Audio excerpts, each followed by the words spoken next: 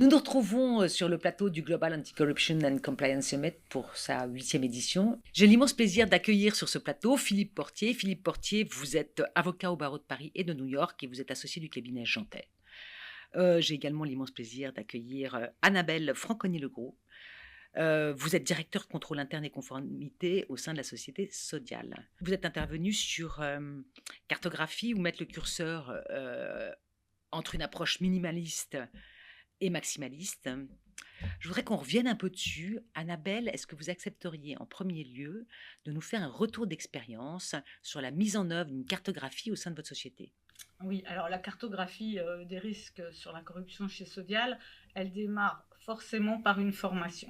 La toute première cartographie, elle démarre par une formation, expliquer aux collaborateurs ce qu'est la formation, et on ne va pas expliquer de la même façon ce qu'est la corruption à des cadres comme Ex-que-dire ou à des directeurs d'usine, puisque Sodial, c'est un groupe agroalimentaire, on a 70 sites et 15 business units, donc on ne va pas parler de la même façon à des opérationnels sur des sites ou à des cadres dans des BU, voire même au COMEX du groupe.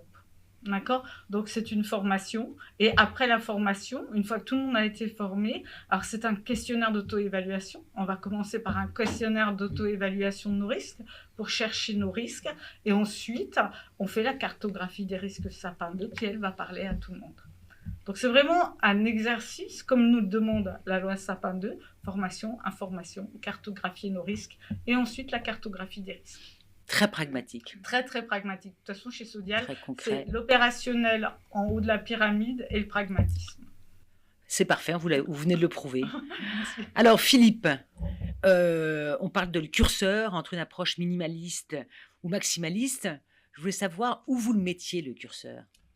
Nous, on est avocat, donc nous, on conseille nos clients et on ne peut pas avoir une réponse binaire sur ce genre de sujet. On a 3 facteurs à prendre en considération. En tant que juriste, on pourrait s'arrêter à la question de savoir si on respecte la loi.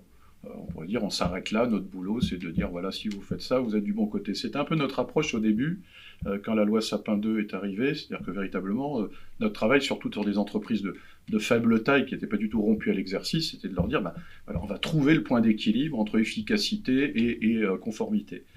Le monde a un peu évolué depuis, parce qu'il y a 2 facteurs qui se sont superposés.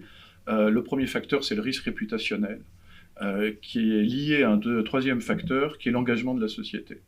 C'est vrai qu'on a énormément de sociétés, surtout depuis la loi Pacte, qui se sont engagées sociétalement, on va dire, avec une communication RSE assez dense, c'est-à-dire qu'ils se sont dit, quitte à avoir des obligations d'un côté, autant en maximiser l'impact communicationnel de l'autre, ce qui n'était pas une mauvaise idée en soi, mais ce qui amène à des conséquences sur le terrain du fair washing, du green washing, du purpose washing, enfin, on a tous les washing que l'on veut désormais, et qui sont associés à une surexploitation d'un engagement souvent affiché, mais qui n'est pas totalement repris in concreto dans l'entreprise. Donc si on met ensemble ces 3 facteurs, il est évident que le point le plus bas, c'est le facteur juridique, c'est-à-dire la conformité au texte, mais derrière, il faut être très très cohérent avec la communication qu'on pense que le client va en faire, c'est-à-dire que nous, on est obligé d'intégrer dans nos recommandations ce que le client va en faire, pas seulement ce qu'il va faire concrètement, mais ce qu'il va en faire dans ses outils de communication. Et ça va être démultiplié avec l'effet du devoir de vigilance européen. Aujourd'hui, le devoir de vigilance français, c'est un peu un miroir aux alouettes, mais demain, on a le texte européen, avec énormément d'enjeux qui vont être repris dans les déclarations de performance extra-financière. Donc on a des enjeux de communication forts, mais qui vont être d'autant plus risqués si derrière, ça ne suit pas. Et je ne parle pas de l'interne, puisque dans les enjeux de notoriété et de réputation, évidemment, il y a aujourd'hui la problématique de l'interne qui se pose. Est-ce que l'entreprise est appétissante pour les élèves de grandes écoles, ou est-ce qu'au contraire, elle a un problème ? Et là aussi, il faut éviter le décalage entre la promesse et la réalité. Donc nous, on essaye d'être extraordinairement pragmatique aussi, puisque c'est le mot d'Annabelle, mais très, très pragmatique pour s'adapter véritablement à des choses qui vont dépasser la seule question du droit. C'est un peu le travail de l'avocat toujours, d'anticiper aussi l'impact que ça peut avoir. Faire le boulot, c'est bien, mais quelquefois, ça peut ne pas suffire pour se mettre à l'abri d'une critique médiatique ou voire d'un procès demain sur des terrains comme le fair washing. Merci infiniment, c'est très clair, c'est très instructif de mettre l'entreprise et le conseil l'un en face de l'autre. Je vous remercie beaucoup d'avoir accepté de vous prêter à ce jeu et à ce plateau.